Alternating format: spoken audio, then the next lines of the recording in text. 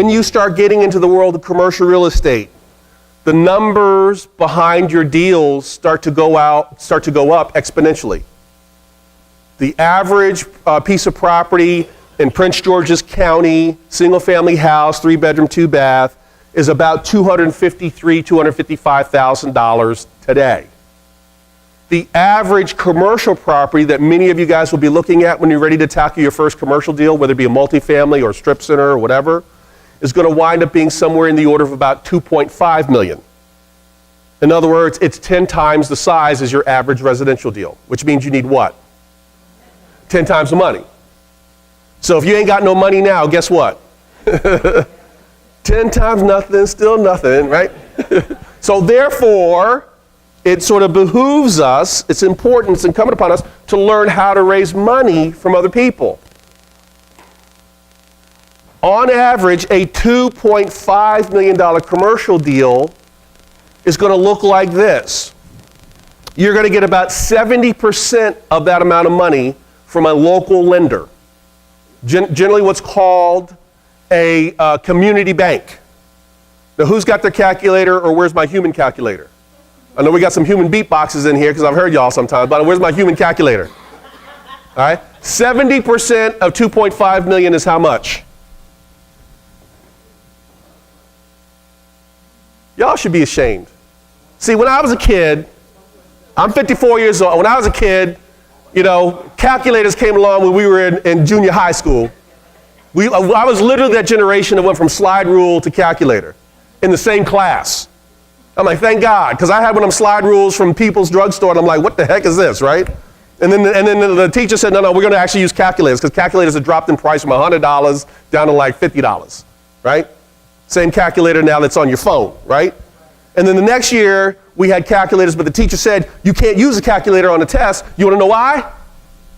Because you need to know how to do it, because you won't be able to take that calculator with you all the time. So everybody got a calculator now, okay? So stop trying to do this math in your head. Just whip out the iPhone or the Android, just do the darn calculation, all right? So 2.5 million, 70% looks like what? Okay, so if I'm going to get 2.5, I'm going to do a deal that's 2.5 million, there's a fairly strong chance that I can get 1.75 million from a bank, one place. But I still got to come to the table with what? 30%, which is roughly about how much? Okay, so what's that look like? 2.5 million minus 1.7 million people. It's about $750,000. Now, anybody's got $750,000 just laying around, just an extra 7.5? You know, maybe it's in your savings. No! But you probably know people who have $25,000 to $30,000 in their retirement account. And now again, today's lecture is not about retirement accounts, but let me just give you a really quick rule of thumb. Okay? When do people generally think about retirement accounts, IRAs? When? When do they think about it? Is it 50, when they retire, before they No. No. When do they think about it, people? When do you think about it? Every day. Good for you. By the way, as an investor, you don't have to think about it every day. And I'll explain that in a second. Don't let me forget. Most people think about their retirement account on April 14th. Why? Because April 15th is tax day. And the reality is most people think about their IRAs the day before tax day because it's been ingrained in their mind, hey, if you give it to the retirement specialist, you won't have to give it to the IRS. Now, you may not know how much you need to have for retirement. You may not know on a daily, weekly, monthly basis how much is in your retirement account, but one thing you know for sure, you'd much rather put it in a retirement account than give it to Uncle Sam. Right? So most people think about retirement accounts the day before taxes are due. And for the vast majority of people in America, taxes are due on the 15th of April. Hopefully you guys know enough to know that your taxes should not be due on the 15th of April. Your taxes should be due on the 15th of October. You can file an extension on the 15th And if you are doing any kind of activity whatsoever as an investor or small business owner or entrepreneur, you should be waiting to the 15th of October to pay your taxes. Seriously. If for no other reason than because your CPA is getting slammed when? Nope. Your CPA is getting slammed from December 1st to April 15th. And then what do all the good ones do on April 16th? Go on vacation for like 2 weeks. And if you were one of the ones that didn't quite get done, guess what happens? Yeah, it doesn't get done. So what's a smarter strategy is to file an extension on April 15th, which then gives you all the way up to October 15th to actually get it done. When do you think is the best time to talk to a CPA? The day before they're on vacation? The day to get, or maybe 2 or 3 weeks after they come back from vacation. You know, tan, rested and ready and like, yeah, okay, we're ready now, let's do this thing. All of us can wait to the 15th of October. I strongly suggest you do. Unless, of course, Uncle Sam owes you a big refund check. And if they do, there's something wrong with that, right? And even if you owe Uncle Sam, you can make arrangements to make the payment. See, when the extension goes in on the 15th of April, if you owe taxes and you know you owe taxes, you still got to send them a check. So I'd send them a little something, but you're going to have all the way from April 15th to October 15th to have your CPA work through all your numbers to make sure that you actually got the maximum benefit and make sure everything's correct. So here's the deal. Most people think about their retirement on April 14th. So here's a little rule of thumb. Almost everybody that I know and almost everybody that you know typically puts something into their retirement account on the 14th of April, if for no other reason to avoid giving it to the tax man. And y'all done this yourselves. True? Y'all like, eh.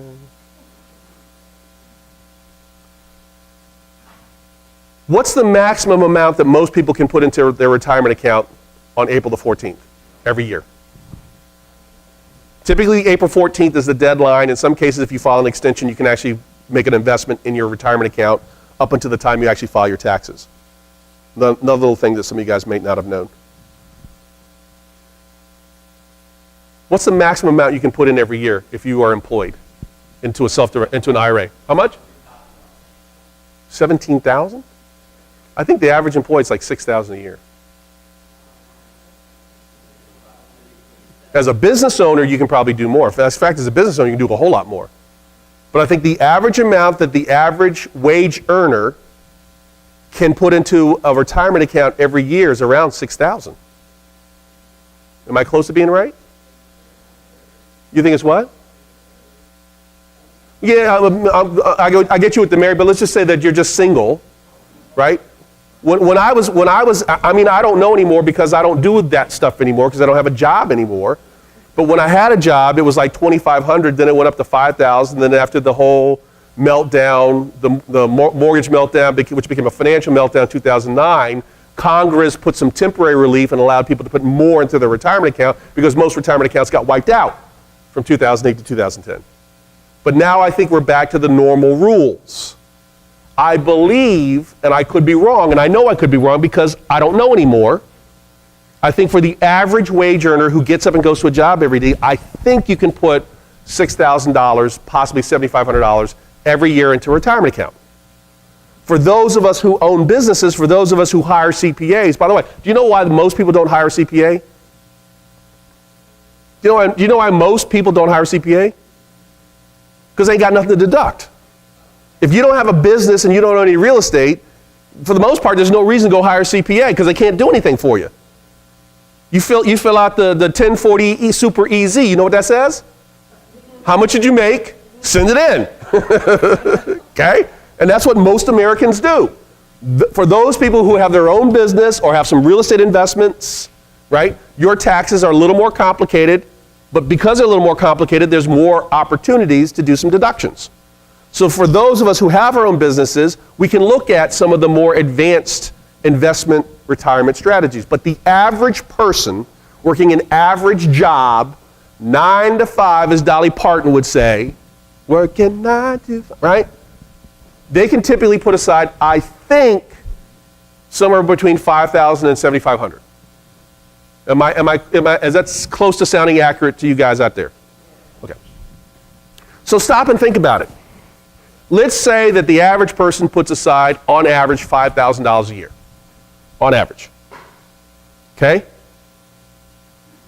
If somebody is of a certain age, that probably tells you how long they've been in the workforce.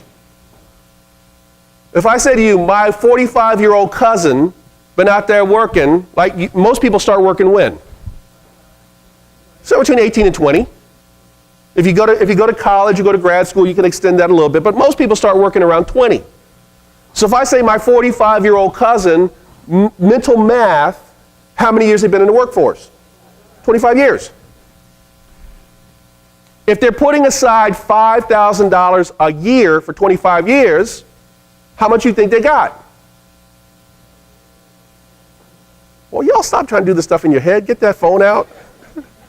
Prove your math teacher wrong. Use that calculator. Right, they should have about $125,000. Do they? No, because life happens. You skip a year. You make some bad decisions. You invest in stuff you shouldn't invest in. But let's just say that they got half of what they should have. So what's half of 125,000? 62,000 and change. Here's my point. Anybody who's been in the workforce for 25 years probably has at least $50,000 in their retirement account. Now, if you're going to do mental math, by the way, allows you to fudge. If you're going to do mental math, that's the kind of mental math you should be doing. Back to the scenario that put us on this path in the first place. I talked about doing a commercial property that had an average price point of how much? $2.5 million. And we said we're going to get 70% from where? I didn't say bank. Thank you. You ain't going to get it from Wells Fargo. You might get it from Old Line. You might get it from First National. You might get it from Sandy Spring. You're going to get it from a community bank. Community bank gives you 70%. You still got to come up with how much? 30%, which in this example is how much? $750,000. Now, if I'm talking to people who literally got out of college last week, how much do they have in their retirement account? That's about right. Therefore, should I be talking to people who just got out of college last week? No. But if I'm talking to people who are either in my age group, for some of us maybe a little older, for some of us maybe a little younger, and they are in their 40s, 50s, or 60s, which means they've been in the workforce for how many years? 20, 30, or 40 years. You ought to be able to do the mental math and say, if they're 65 years old, they've been in the workforce for 45 years, they should have put aside $5,000 a year. Therefore, 45 times 5, I said you could fudge, sounds somewhere like around $220,000. If they only got half that amount, they got how much should they have in their retirement account? About 110. Are they a good candidate to talk to? Absolutely.